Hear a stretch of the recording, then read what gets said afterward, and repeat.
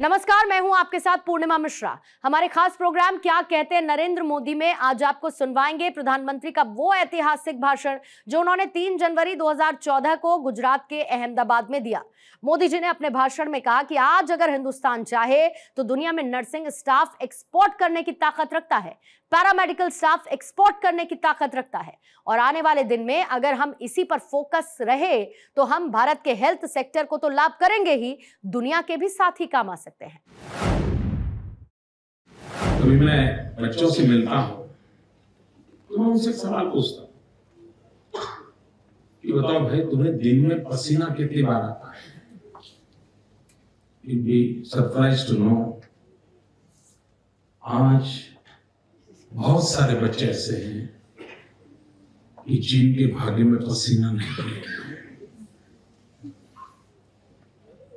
न वो मेहनत है, न खुले मैदान में दौड़ना है, कूदना है, गिरना है, पटकना है, नहीं है। अब ये समाज जीवन की अवस्था होगी तो आगे क्या होगा? और मैं उसको पूछता हूँ, भाई तुम्हें दिन में 4 बार पसीना आता है क्या? अब तो बड़े शहरों में तो एडवर्टाइजमेंट आता है, air condition school, central air condition school. वहां तो पसीना कहां से आएगा पता नहीं। हेल्थ के लिए जो फिजिकल एक्टिविटी चाहिए वो एक बहुत बड़ा चिंता का विषय है। चाइना में स्पोर्ट्स के क्षेत्र में धीरे धीरे कमजोरी होने लगी। तो चाइना ने स्टडी किया तो क्या कारण है कि हम चाइना एक नई जनरेशन तैयार नहीं होती। तो बड़ा इंटरेस्टिंग कारण उनके ध्यान में आया कि टीवी पे जो कार्टून फिल्म्स होती हैं उसके कारण बच्चे स्कूल से आते ही उसके सामने बैठ जाते हैं, खेल के मैदान में जाते हैं। अब हम हिंदुस्तान में तो हम नहीं कर सकते, लेकिन चाइना ने नियम किया कि स्कूल से आने के बाद खेल के मैदान के टाइम पे कोई कार्टून फिल्म नहीं चलेगी। छोटी छोटी चीजें कि कैसे बदलाव आता है। अब मैं ये नहीं कर सकता, वरना 48 घंटे तक टीवी पे डिबेट चलेगा।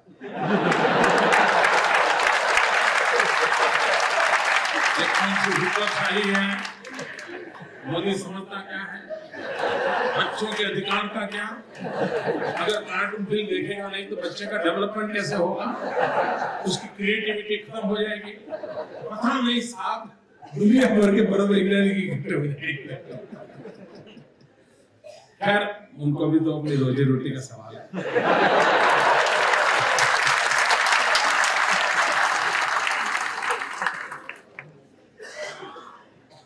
लेकिन मित्रों, एक जागरूक समाज के नाते हमारी आने वाली पीढ़ी की ये हेल्थ कॉन्शियस कैसे बने, उसके जीवन में सहज रूप से आप भी जो विदेशों से आए हुए हैं, आपको भी चिंता रहती होगी आपके बच्चों की जंक फूड की आदत। बहुत से माँ बाप होंगे इसको रोटी कैसे खिलाए, रोटी को छूने को तैयार नहीं, उसको मैगी चाहिए। ये भी अपने आप में यानी बदलते जा रहे जो सामाजिक अवस्थाएं हैं उसमें हेल्थ के संबंध में हम सारी दुनिया को कानून थोप नहीं सकते, ऐसा करो ऐसा मत करो, नहीं कर सकते। हमने चीजों को इवॉल्व करना पड़ता है, एजुकेट करना पड़ता है, इस पर कैसे बनते हैं। जिस देश में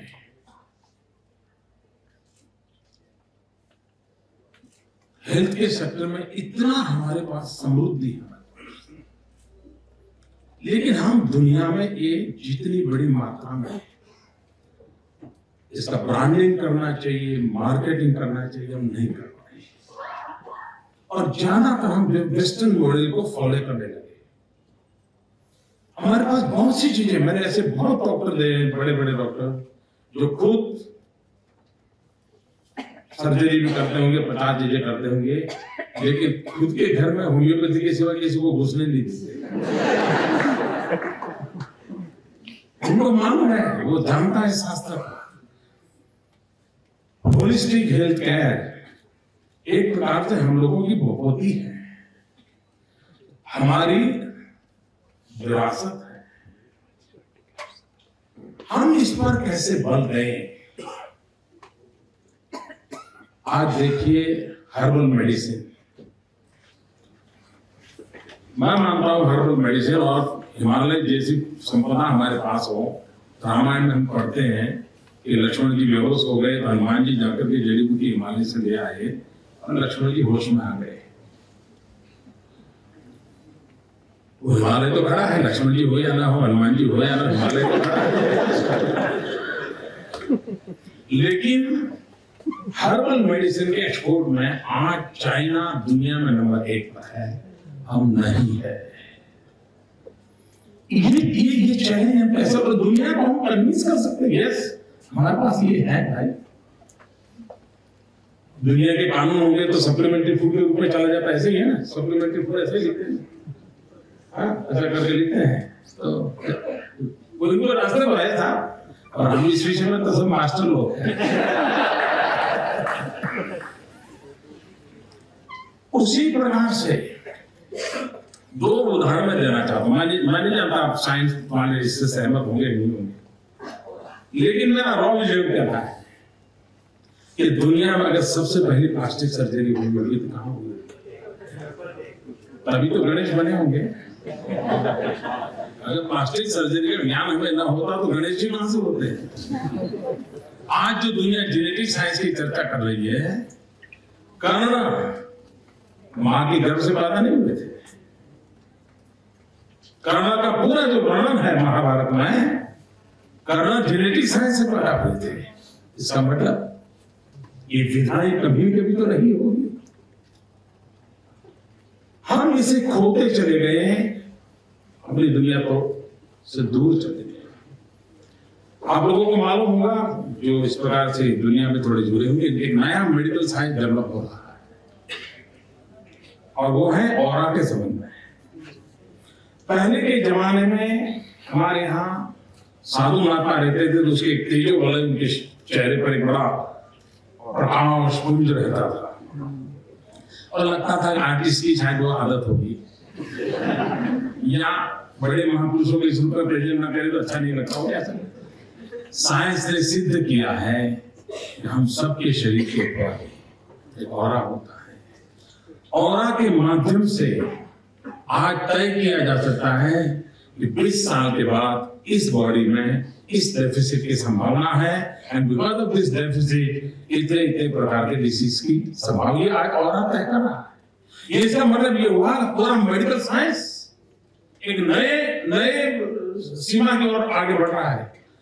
और इन दिनों तो new camera is available, clear photography. जिस क्लियर फोटोग्राफी से कोई भी व्यक्ति अपना ऑरा का फोटो निकाल सकता है और आप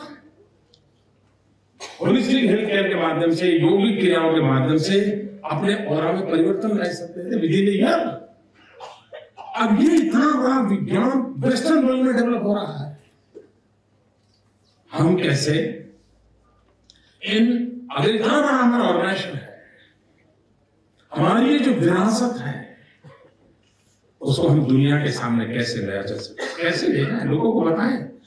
25 मोस्ट मॉडर्न साइंस के सेमिनार होंगे, एक आध तो ये हो, लोग जाने तो क्योंकि हाँ ये भी था और ये भी हो सकता है। इतनी संभावनाएं पड़ी है मित्रों, उन संभावनाओं को लेकर के हम बहुत कुछ कर सकते हैं।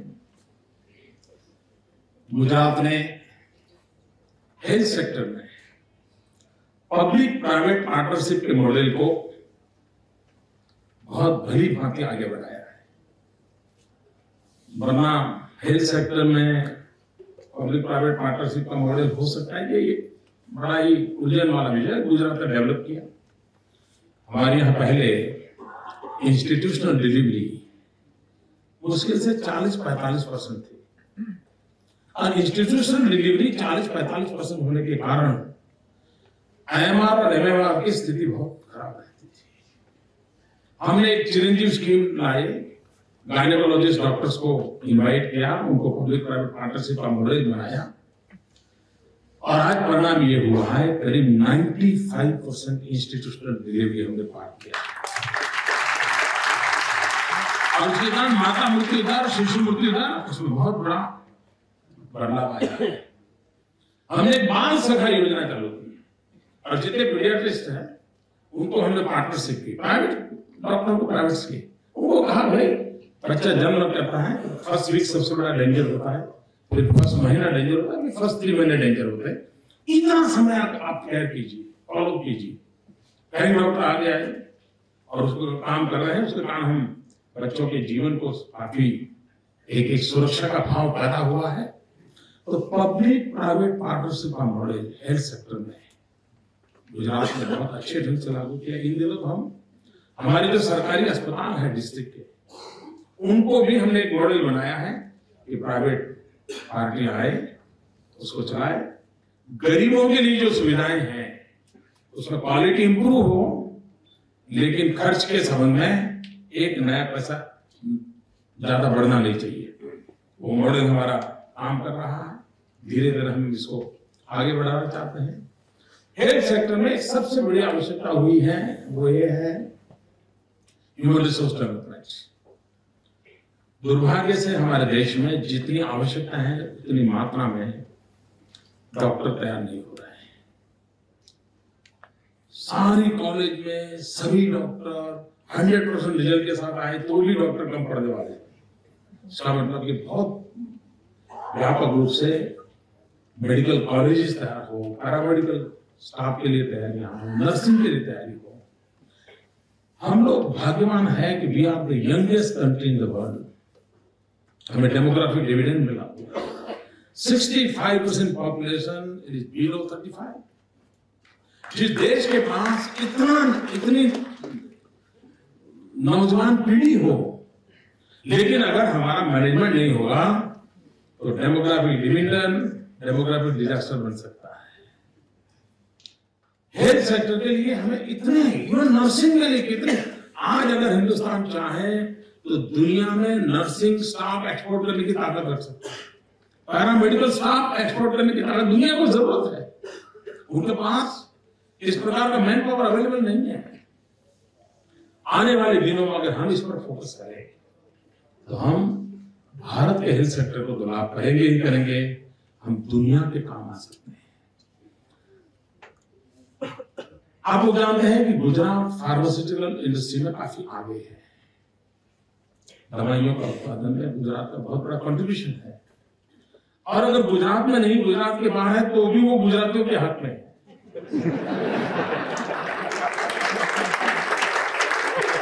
और उसका मूल कारण क्या? जो दीर्घदर्शी लोग होते हैं, विजनरी लोग होते हैं, उनका मूल्य तब समझ। आज से हिंदुस्तान में सबसे पहली फार्मास्यूटिकल कॉलेज अहमदाबाद में शुरू हुई 50 साल पहले।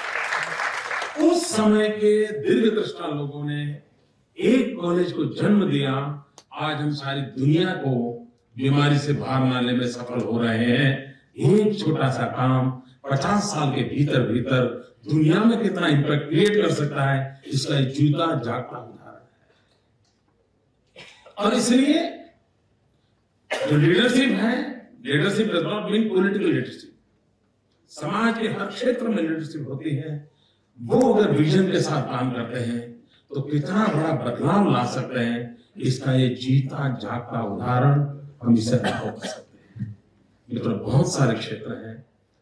मैं एक विषय को लेकर के इन दिनों काफी लोगों से बात करता रहता हूं। आज भी हिंदुस्तान में ये बात सही है कि हेल्थ सेक्टर में जितनी ताकत डॉक्टर की है, उससे ज्यादा ताकत टेक्नोलॉजी की है। लेकिन दुर्भाग्य है कि हमारे यहाँ टेक्नोलॉजी हम इक्विपमेंट्स इंपोर्ट करते हैं।